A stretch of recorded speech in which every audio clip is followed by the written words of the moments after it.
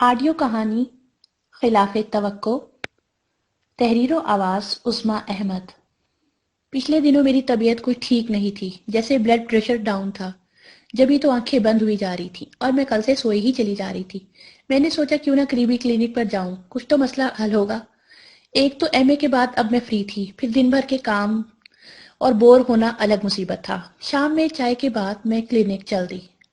خلاف توقع کلینک خاصا صاف تھا اور پھر اپنا نام لکھوا کر میں اپنی باری کا انتظار کرنے لگی۔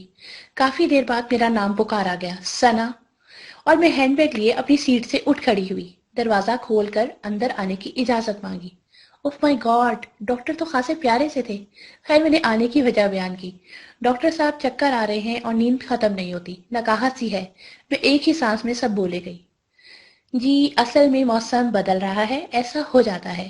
بہرحال آپ کا بی پی کافی ڈاؤن ہے، آپ ایسا کرو انڈا بوائل کر کے کھاؤ اور دودھ بھی پی لو۔ ڈاکٹر صاحب بولے اور میں یکٹک انہیں دیکھے گئی۔ اور ایسا کریں کل پھر بی پی چیک کروا لیجیے گا، انہوں نے دوائیوں کی پرچی میری طرف بڑھاتے ہوئے کہا، اور مجھے دیکھا تو دیکھتے ہی رہ گئے۔ میں حیرت میں تھی کہ یہ کیا، یہ ٹھیک ہے کہ میں حسین صحیح پر ایسی بھی پری نہیں کہ چاند کہو۔ خیر میں سوچتی گھر واپس آ گئی اور دوا لے کر لمبی تان کر سو گئی۔ امی نے ڈانٹ کر جگایا، تب میری آنکھ کھلی، ذہن ماؤس سا تھا کہ آخر وہ شخص مجھے یوں کیوں تکے جا رہا تھا۔ وجہ، اگلی صبح مجھے بخار نے آ لیا، مطلب کلینک جانے کا بہانہ مل گیا تھا۔ میں نے منہ ہاتھ دھویا تو امی جی چلانے لگی، کیا حالت بنا لی ہے، پتہ نہیں دوا بھی ٹھیک سے لی ہے کہ نہیں، ناشتہ کرو اور پھر جاؤ کلینک۔ اندھا کیا چاہے دو آنکھیں۔ میں نے ہینڈ بیگ لیا اور گرتی پڑتی کلینک پہنچ گئی۔ وہاں جا کر ایسا لگا جیسے ڈاکٹر صاحب میرا ہی انتظار کر رہے تھے۔ خیر انہیں اپنے آنے کی وجہ بتائی کہ ڈاکٹر صاحب رات کو سردی لگ کے بخار آ گیا تھا، اب کیا کروں۔ آپ کو بس اپنا خیال رکھنا ہے اور کچھ نہیں کرنا جناب، وہ مسکراتے ہوئے بولے، مگر اس دوران وہ کنکیوں سے مجھے تکتے رہے۔ میں نے بارہا محسوس کیا جیسے وہ مجھ سے کچھ کہنا چاہتے ہیں، مگر کیا، یہ تو میں نہیں جانتی تھی۔ دیکھیں مس، آپ باقاعدہ دوا لیں اور کل پھر چیک اپ کروا لیجیے گا۔ میں شکری کے ساتھ مڑی تو وہ اب بھی مبہوت مجھے ہی دیکھے جا رہے تھے۔ اف، مطلب دکھتے تو خاصی شریف ہیں، مگر ان کا یوں دیکھنا میری سمجھ سے باہر تھا۔ میں واپس گھر آ گئی اور آتے ہی بیڈ سنبھال لیا۔ بخار کو تو جیسے مجھ سے محبت ہی ہو گئی تھی، جاتا ہی نہ تھا۔ آج دوسرا روز تھا مگر بخار صاحب گرمی میں بھی آگ لگا رہے تھے۔ آج کلینک گئی تو سوچ کر گئی کہ پوچھوں گی ہمت کر کے، ڈاکٹر صاحب یہ آخر آپ کی نظریں میری ذات کا ہی تو آپ کیوں کیا کرتی ہیں؟ مجھے دیکھتے ہی فوراً بولے، ارے کیا اب تک بخار نہیں اترا؟ مس اب تو انجیکشن ہی حل ہے۔ نہیں ڈاکٹر صاحب، مجھے بہت ڈر لگتا ہے انجیکشن سے، پلیز۔ وہ ایک دم سے ہنس دیے، اوہ مصیبت، یہ کتنے پیارے ہیں۔ میں سوچ کر مسکرا دی، آج تو پوچھ کر ہی رہوں گی، کیوں صاحب مجھے یوں کیوں گھورتے رہتے ہیں؟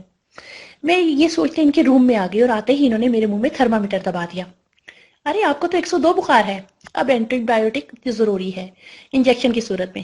میں سہم گئی، مگر ڈاکٹر صاحب، نہیں اگر مگر کچھ نہیں، اور اگلے ہی چند لمحوں میں کمپاؤڈر میرے بازو میں سوئی گھوم چکا تھا۔ ایک آہ نکلی اور آنکھ سے ایک ہی آنسو برآمد ہوا۔